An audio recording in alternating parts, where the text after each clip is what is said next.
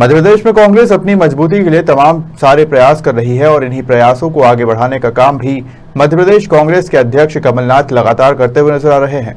मध्य प्रदेश में एक नई शुरुआत मध्य प्रदेश कांग्रेस करने जा रही है। इसको नाम दिया है गांधी चौपाल का। गांधी चौपाल को लेकर मध्य प्रदेश कांग्रेस ने रोड मैप तैयार कर लिया है और आगामी 2 अक्टूबर से शुरुआत होकर अगले 4 महीने तक चलती रहेगी। ये बहुत छोटे छोटे कार्यकर्ता ओरिएंटेड कार्यक्रम है जिसमें जो है करीब 50 आदमी की भी चौपाल लगाई जा सकती है और हमारा लक्ष्य है कि हर चौपाल पर हमें 10 नए कार्यकर्ता कांग्रेस पार्टी से जोड़ना है। इस तरह से जब 23,000 हमारी चौपालें लगेंगी तो हम लगभग 2 लाख कार्यकर्ताओं को कांग्रेस पार्टी से नए कार्यकर्ताओं को जोड़ेंगे और वो कार्यकर्ता हमारा जो है नीचे रीढ़ की हड्डी बनेगा जो सारे कार्यक्रमों का संचालन करेगा। देखिए, गांधी चौपाल जो है हम 2 अक्टूबर से शुरू कर रहे हैं। लगभग 23,000 पंचायतों पर ये चौपालें हम 4 महीने के अंदर लगाएंगे। 2 अक्टूबर से लेकर 30 जनवरी तक ये चौपालें लगाई जाएंगी। इसमें गांधी के संदेश, गांधी के दर्शन, गांधी के भजन इत्यादि गाए जाएंगे और स्थानीय भाषा में भी जो लोग उसमें पार्टिसिपेट करेंगे, गीत गाएंगे। और इस तरह से हम जो है ये जनसंपर्क हमारा अभियान है। हम गांव-गांव में जनता के साथ संवाद करना चाहते हैं, जनता की तकलीफ़ें जानना चाहते हैं, जनता के दुख दर्द में शामिल हम होना चाहते हैं। आज देश में जो आर्थिक शोषण हो रहा है, एक व्यक्ति अमीर हो रहा है, दुनिया का सबसे बड़ा अमीर हो रहा है और देश जो है सबसे दुनिया का गरीब देश होता जा रहा है। इस विषमता की खाई को पाटने के लिए आज गांव के स्वावलंबन की ग्राम स्वराज की ज़रूरत है और उस ज़रूरत का संवाद हम वहाँ कायम करना चाहते हैं। गांधी चौपाल के माध्यम से कार्य करते हैं। नहीं, ऐसा गांधी जी ने कभी नहीं कहा और ये गांधी टोपी कहलाती है। और मैं आपको ये बताता हूँ गांधी जी क्यों नहीं टोपी लगाते थे। इसको हम आपको बता देंगे। गांधी जी टोपी लगाते थे, उन्होंने अपनी टोपी जो है तिलक जी के चरणों पर रख दी थी। उसके बाद से गांधी जी ने टोपी नहीं पहनी। और हम इस तरह का ये बैज भी देंगे हमारे कार्यकर्ताओं को जो हमारे चौपाल में शामिल होंगे, उनको ये बैज भी दिया जाएगा। आप चाहें तो इसको थोड़ा ऐसा है कि हम इसमें एक विशिष्ट संदेश के साथ इन चौपालों में जा रहे हैं। आज आपको मालूम है कि हमारे देश के जो महापुरुष हैं जिन्होंने कुर्बानियाँ दी और इस देश के निर्माण में अपने आप को बलिदान किया, निछावर किया, आज उनके एक संगठन निरंतर उनके चरित्र हनन, उन पर कीचड़ उछालने का काम कर रहा है, उनके बारे में झूठ फैला रहा है। ये चौपाल पर जब हम जाएंगे ऐसे बहुत सारे संदेश वहाँ नौजवानों के बीच में होंगे, उनकी हम गलतफहमियाँ दूर करेंगे, हम उन्हें जो है सद साहित्य देंगे, उन्हें हम जो है ये बताएंगे कि ये सब चीज़ें झूठ हैं। जैसे मैं आपको एक किस्सा, आपको छोटा सा किस्सा बताना चाहता हूँ। भारत के बंटवारे की चर्चा की जाती है, कांग्रेस पर थोप दिया जाता है बात। भारत के बंटवारे के पहले श्यामा प्रसाद मुखर्जी ने बंगाल का बंटवारा कराया, ईस्ट बंगाल और वेस्ट बंगाल बना। तो ये दोनों हिंदू और मुसलमान के कंसेप्ट के आधार पर बने और वो उस समय मंत्री थे किसकी मिनिस्ट्री में? फजलुल हक की मिनिस्ट्री में, जो मुस्लिम लीग की मिनिस्ट्री में मंत्री थे वो। तो ये तो अड़ गए थे वो कि हम भारत की आज़ादी को स्वीकार नहीं करेंगे अगर बंगाल का बंटवारा नहीं हुआ तो बंगाल के देश के बंटवारे की थ्योरी को आगे प्रोपोगेट करने के जिम्मेवार और अपराधी लोग कौन है? ये तो जो है ऐसी परिस्थितियों का निर्माण कर दिया गया कि आपके पास बंटवारे के अलावा कोई मार्ग नहीं था, कोई रास्ता नहीं था और उस रास्ते को आपको स्वीकार करना पड़ा।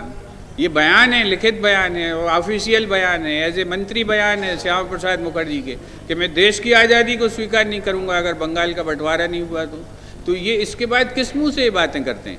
ऐसे बहुत सारे हजारों झूठ हैं जिन झूठों को हम बेनकाब करेंगे। गांधी जी की हत्या के 7 प्रयास हुए।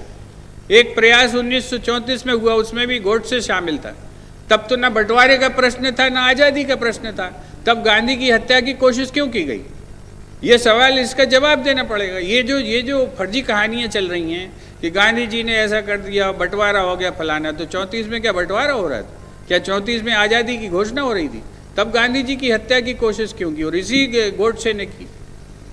ये जो है ये पूना में हत्या का प्रयास हुआ, पंचगनी में हत्या का प्रयास हुआ, ट्रेन उलटने की कोशिश हुई। आप निरंतर घटनाएं आप पढ़ते जाइए तो आपको लगेगा कि गांधी की सुपारी दी हुई थी अंग्रेजों ने। ये एक बड़ी परिस्थिति और इन सब चीज़ों का हम इस तरह अलग होगी कि हमारा मानना है कि राष्ट्र के जो महापुरुष हैं, वो किसी भी पार्टी किसी दल से संबद्ध हो, वो राष्ट्र की संपत्ति हैं। और जो मूर्ति भंजक समाज पैदा करने की कोशिश हो रही देश में, ये मूर्ति भंजक समाज को हमें हताश करना पड़ेगा। हम लोग तो निंदा नहीं करते इनके नेताओं की, सशक्त हथियार साबित होगी। अहिंसा का मार्ग है, गांधी की चेतना है, और जैसा गांधी कहते थे कि पाप से नफरत करो, पापी से नहीं, पापी को बदलने का अवसर मिलना चाहिए। इसीलिए कांग्रेस पार्टी बिना विद्वेष के, बिना नफरत के, गलत काम करने वालों के खिलाफ भी कोई बात बोले बिना अच्छे काम करके सद्भाव का वातावरण बना रही है। और यही उद्देश्य भारत जोड़ो यात्रा का भी है। हमारे चौपालों से जो कार्यकर्ता पैदा होंगे, हमारा लक्ष्य है कि हर चौपाल से 23,000 चौपालें लगेंगी। अगर 10 कार्यकर्ता भी हमारे नए जुड़ेंगे एक चौपाल से, तो इस तरह से हम 2 लाख नए कार्यकर्ता कांग्रेस पार्टी से इन चौपालों के माध्यम से जोड़ेंगे। और ये 2 लाख कार्यकर्ता हमारे जो है सबसे नीचे के हमारा एक कैडर होगा। जिस तरह से जो भारतीय जनता पार्टी जो झूठ का वातावरण बनाती है पन्ना प्रमुख वाला, उससे बेहतर हमारा ये संगठन खड़ा हो जाएगा। और ये संगठन हमारा 2023 में चुनौती देगा। ये हमारी कोशिश है। और इसके माध्यम से जो कार्यकर्ता जुड़ेंगे, उन कार्यकर्ताओं को दिसंबर में मध्य प्रदेश में भारत जोड़ो यात्रा प्रवेश करेगी। तब तक जितने कार्यकर्ता हमारे तैयार होंगे, अलग अलग जगह पर रिले यात्रा जो होने वाली है, उनके माध्यम से ये कार्यकर्ता गांधी, उस चौपाल के कार्यकर्ता उस भारत जोड़ो यात्रा से भी जुड़ जाएंगे। और मध्य प्रदेश में एक व्यापक जन अभियान दिखाई पड़ेगा। गांव-गांव में आपको कांग्रेस कार्यकर्ता दिखाई पड़ेंगे जो भारत जोड़ो यात्रा में समाहित हो जाएंगे और चौपाल से निकलकर भी भारत जोड़ो यात्रा में समाहित हो जाएंगे। बहुत बहुत धन्यवाद। अलग अलग जिलों की पंचायतों पर लगाई जाएंगी। बहुत सारे लोग हमें लक्ष्य भी भेज रहे हैं और उन लक्ष्य के हिसाब से हमें लगता है कि हम 500 से भी ज़्यादा चौपालें उस दिन लगा लेंगे।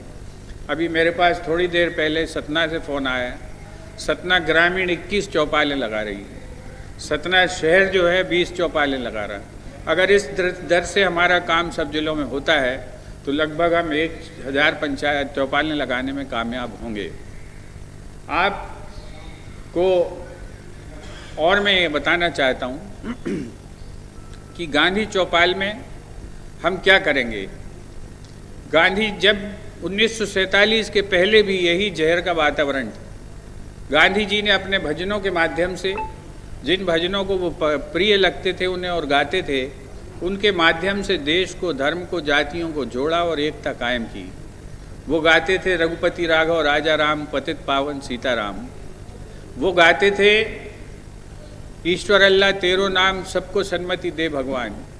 गांधी जी ने पहली बार कल्पना की कि सच्चा हिंदू, सच्चा वैष्णव कौन, कि वैष्णव जन तो तेने कहिए पीर पराई जानी रे, पर उपकार पर दुखे उपकार करे तू, मन अभिमान ना आनी रे। कि सच्चा वैष्णव, सच्चा हिंदू वो है जो जिसको दूसरे का दुख भी पीड़ा देता है, वो है सच्चा हिंदू। और अगर आप उसके दुख से प्रभावित होकर, द्रवित होकर अगर उस पर कोई उपकार करते हैं, तो आपके मन में जब अभिमान ना आए कि मैंने उसका उपकार किया, उसकी मदद की, वो सच्चा हिंदू, सच्चा वैष्णव है, सच्चा विष्णु को मानने वाला है।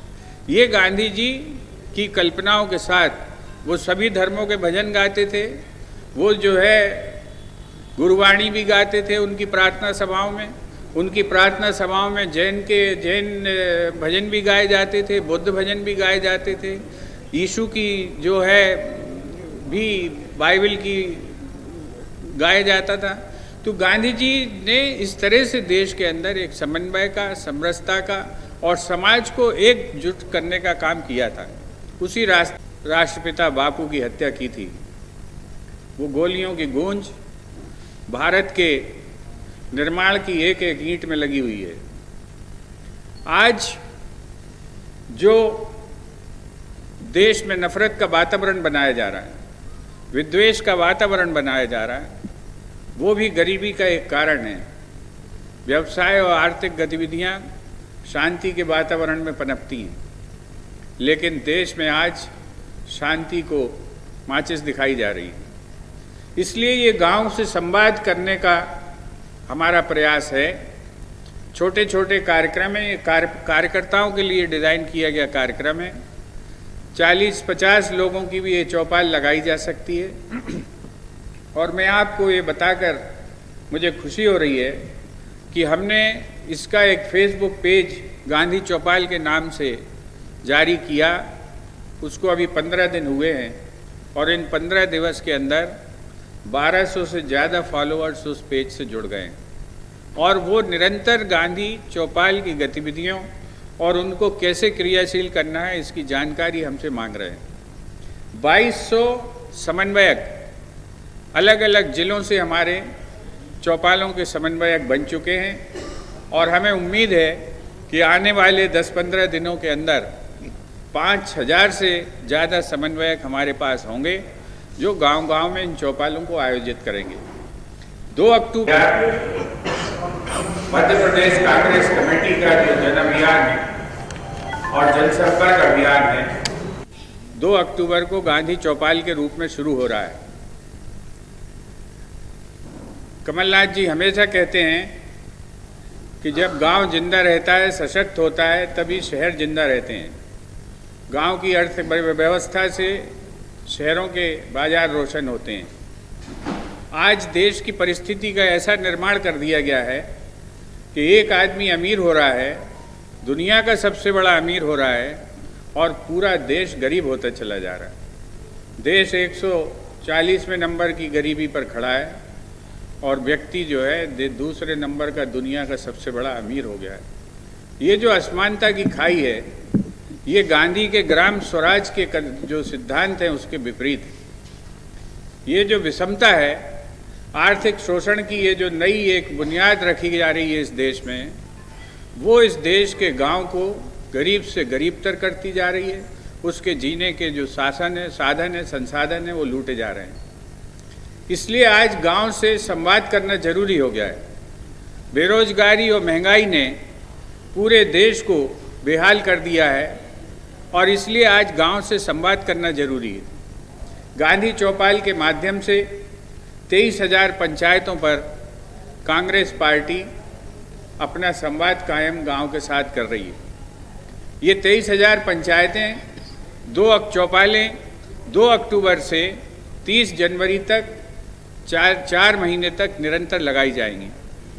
30 जनवरी आपको स्मरण दिलाना चाहूँगा, ये राष्ट्रपिता महात्मा गांधी की शहादत की 75वीं बरसी है, जब एक गुमराह सिरफिरे ने